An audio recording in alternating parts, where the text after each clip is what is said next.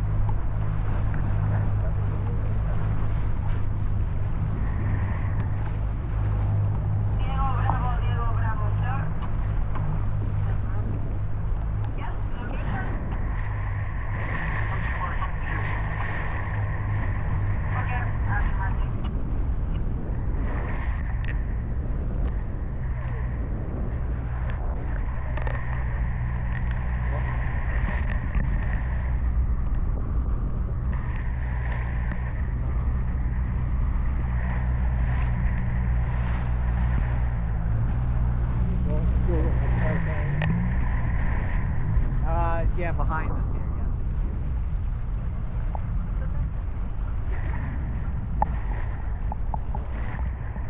Okay. Call AAA. No. That's Aaron.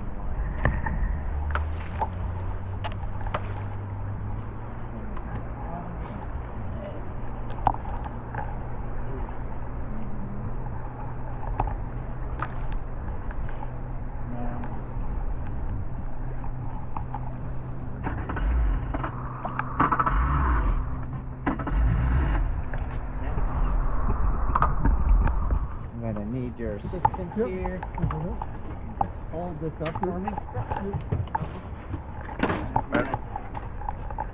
Aaron.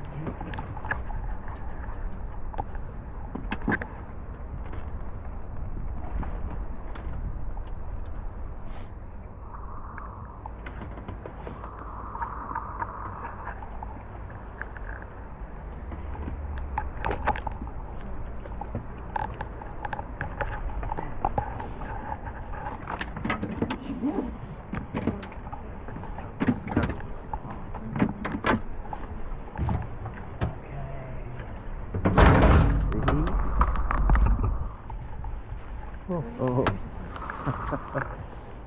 Она сейчас на Beautiful. камне.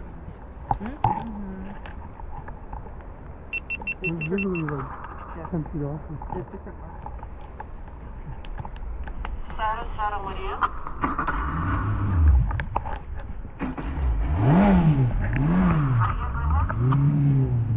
I'm going around the corner. Yeah, I'm just behind you.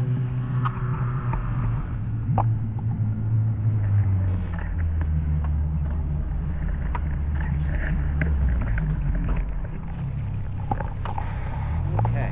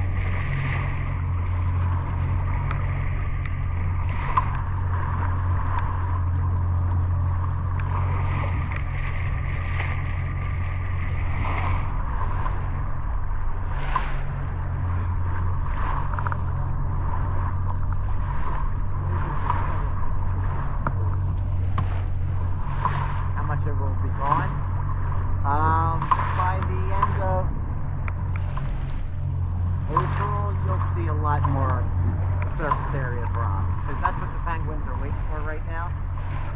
All birds are just waiting for open rock to mix their nest. They won't make nest on snow. So when we land, hopefully we land this afternoon, you'll see that the penguins sometimes will be all the way up the side of the mountain. And you're like, why would they climb all the way up there? It would be so much easier to nest down near the ocean where they have to feed. And it's just because that's where the rock is exposed. And of course the rock is dark as the heat more melts the snow around it, so later in the season more of that rock becomes exposed, and you end up with more penguins that come and start to breed.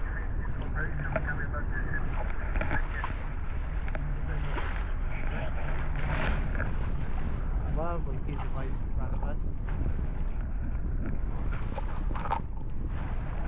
All different shapes and sizes. Those grooves in the side of the ice are made in two different ways. One is when it was coming down as a glacier, could have been scraping on bedrock to create those lines. And if the lines happen to be parallel, you can imagine a big piece of ice kind of floating, and the air bubbles that are trapped in the ice end up coming out when the ice starts to melt. They travel up the side of the iceberg, and they then create a groove or a channel. So a lot of the grooves were made by air bubbles coming to the surface.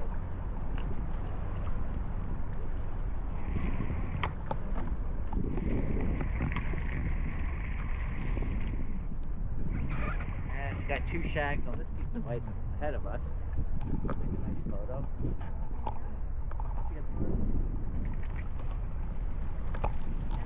You don't consider the ice cube, right? It's just a piece of ice.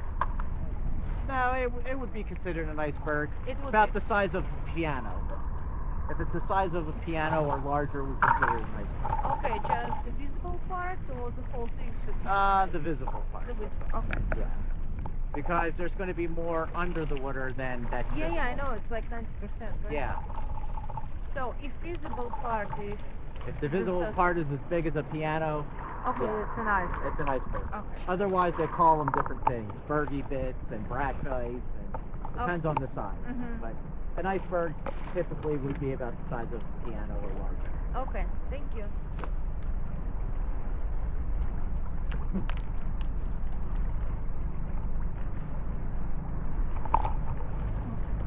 Yeah, the colors, the texture, birds on top. Over there.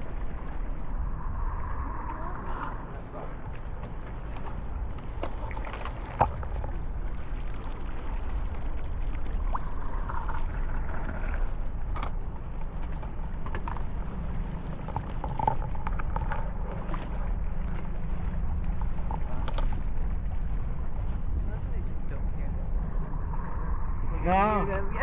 Yeah, we're not a threat at all, you know, as long as we're fairly quiet and they don't see us as a threat.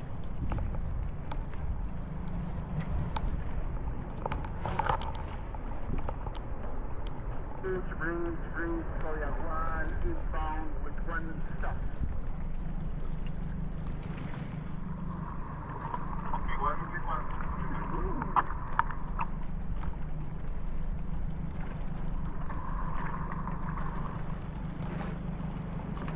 Gorgeous.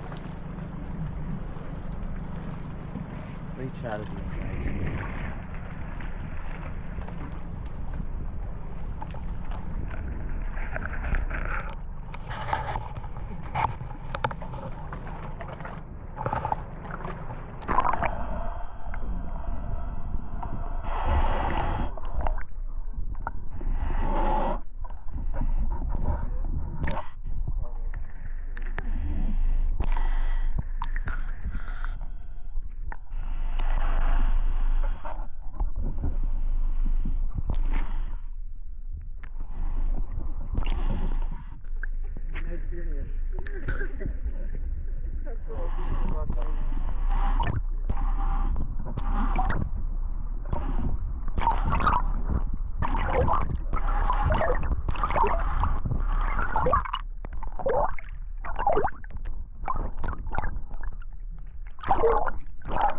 Here,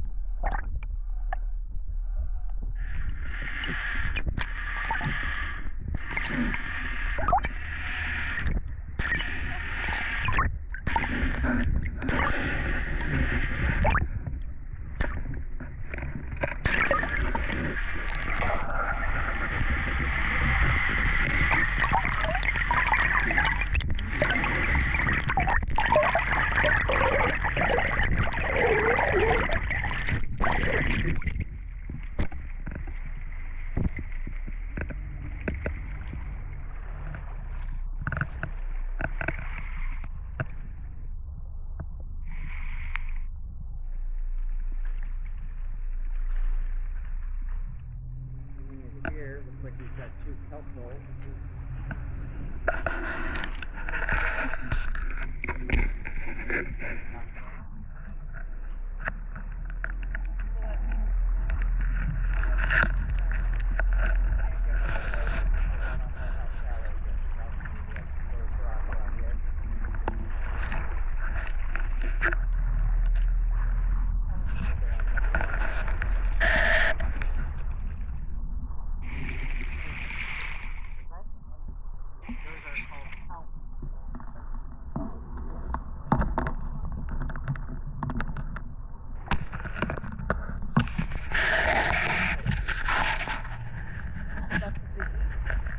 Is that what they eat? Is that why they're called that? They will make nests out of it using kelp. Yeah. And they'll eat like limpets, which is a mollusk that sometimes is found on kelp. Looks like an abalone almost, but real small. So they'll eat a lot of those. They'll take krill. There's kelp here. Oh yeah, there's kelp here. There's a type of Macrocystis. So if you've ever gone scuba diving off the coast of California, they have Macrocystis pyrifera, which is a giant kelp plant. Mm-hmm. Actually, it's the fastest growing plant in the world. Grows up to 2 feet a day. Oh, even more than bamboo? What's that? Even more than bamboo? Bamboo also grows like Yeah, even more than about bamboo. 2 feet a day. Yeah, 2 feet a day. So I think I can stick around this way to get a picture of these kelp balls. Yeah. So I can see the rocks a little bit clearer.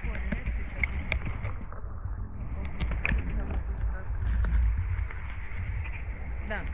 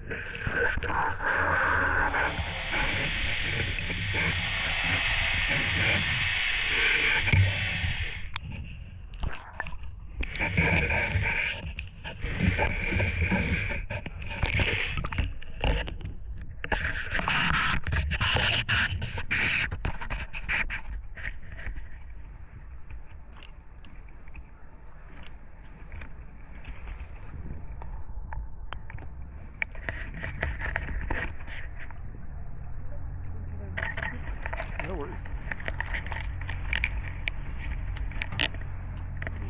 So what happens is, of course, you have snow accumulation in the interior of the continent, and they consider Antarctica a desert, which means it only gets limited amounts of precipitation, which is hard to believe when you come out to the peninsula because you see all this snow. So you think, oh, they get a lot of precipitation, but the average across all of Antarctica is very low. So you might get an inch of snow a year in the interior of the continent, and that snow doesn't melt because the temperatures are extremely low, and it just keeps building year after year after year. And of course the lower layers become more and more compact, air gets squeezed out, and then you form firn ice, and then granular ice, and then more compact forms of ice at the bottom of the glacier. And the glacier, just like everything else, follows the rules of gravity. So gravity then forces the glacier to move as a viscous fluid down towards the ocean. When it gets to the ocean, it will continue to build and float on the ocean and continue to come out. Underneath, the wave action as well as the tides are moving up and down, which will cause that piece of ice to kind of do this, and it will form fractures and weak areas, and then when those weak areas break, the iceberg will float off. What you have usually happens is you have what's happening here in front of us. You have these caves that are kind of formed, and that's the water which is warmer than the ice being pushed into the bottom of the ice, exposing some of the rock. The rock absorbs the heat, which then melts it from underneath, and the wave action also forces that caving. That becomes unstable, and then eventually that will fall as well. Yeah. So some of these pieces of ice might be out here for years before they completely melt. And the really large pieces of ice which come off of tabular icebergs, which is on the other side of the peninsula in the Weddell Sea, those huge icebergs, those are the ones that they track by satellite because they're massive and can cause major problems. So they'll track those. These smaller ones, they don't track at all. So.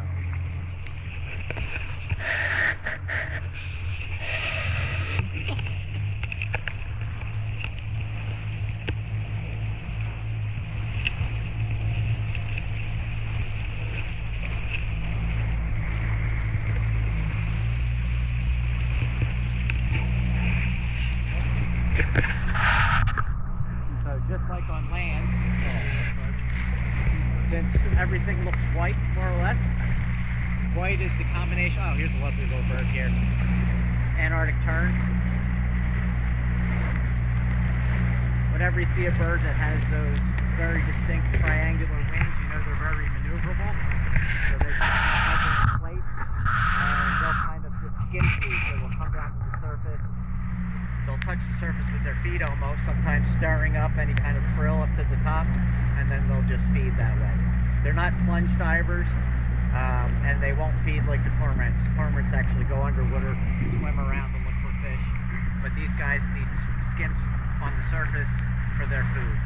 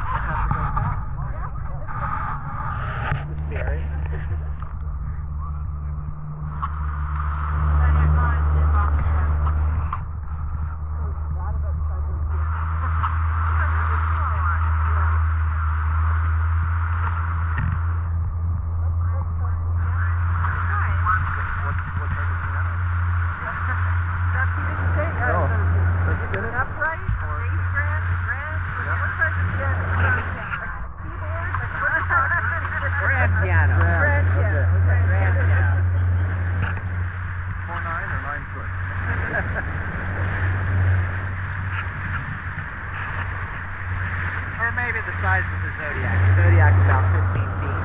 Oh, okay.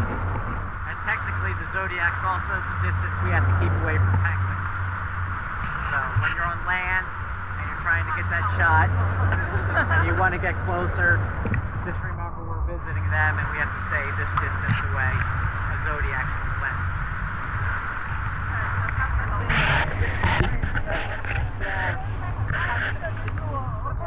Exactly.